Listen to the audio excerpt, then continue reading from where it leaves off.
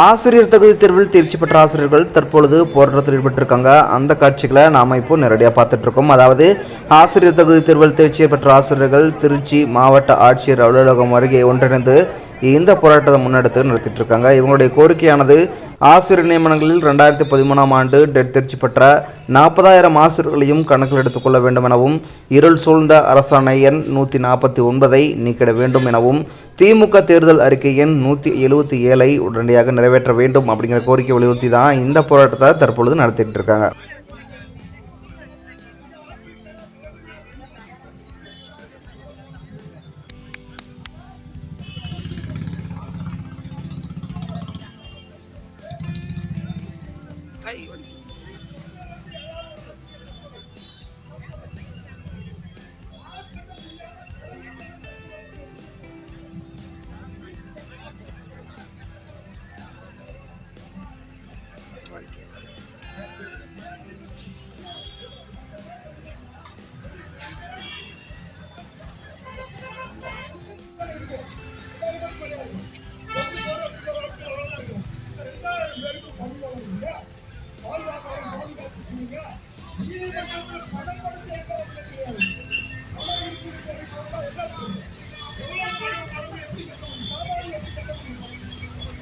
கை வலிக்குதுல,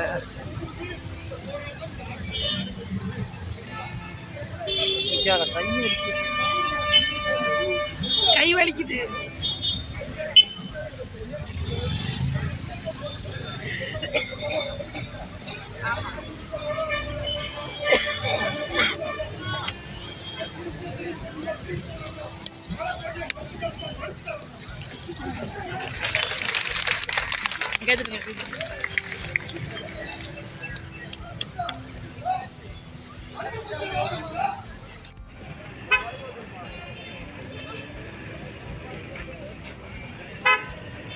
எல்லாம்